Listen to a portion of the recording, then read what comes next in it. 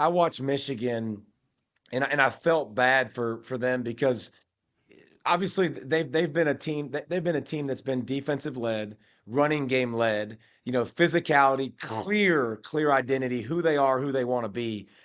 And now they don't know who they want to be. And here's the problem with their offense.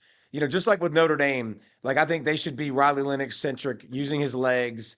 Everything should build off of that. They have two different quarterbacks that are running two different systems. Yep. Orgy is a guy that is athletic as crud. So he's going to run the zone read game. All the QB packages will be for him.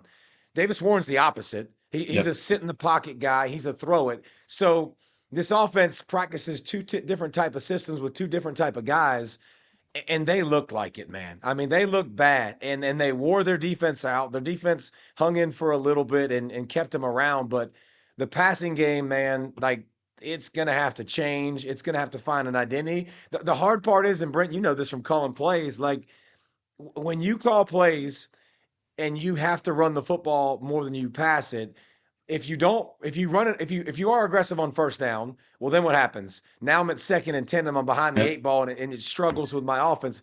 But you have to be aggressive Yep. and pass when they think you're going to run, because Michigan's not good enough up front like they were the last couple years, where they can just run it and say, screw you. It doesn't really matter. Like Yeah. we're good enough and we're powerful enough with multiple backs to hit you in the mouth and keep everything on our terms. In that game, they had one run over 10 yards, a long of 12. Like, that's not something you're used to seeing with a Michigan offense. I know in the defensive part you spoke to, I know you probably have a little bit of experience of playing defense maybe when your offense isn't keeping up. There's that fine line where there becomes a breaking point. What was the number, by the way? You were undefeated or something like that? You remember this stat, actually. Yes. Was 17 the number? 17 was the number when we were at Georgia, that basically if we got over 17, David Green, like that's all I needed, Greeny, like my roommate, just give us 17, and we were undefeated in my 4 years at Georgia. And by the way, it is frustrating. You look over and you're like, dude, what are we doing? Like, and I just remember over and over grabbing my helmet, like, all right, let's go bail them out again.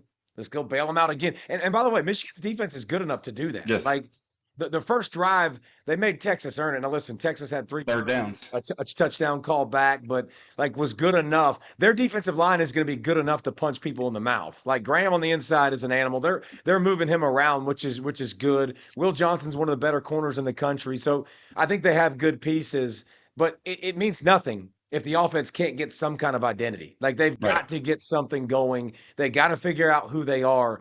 And man, they got to do it kind of quick. Like, yeah, because you got Arkansas State and then USC. Yes, USC, which looked like I'd favor Michigan before the season. Now USC obviously coming on, so they're going to have to figure themselves out quick.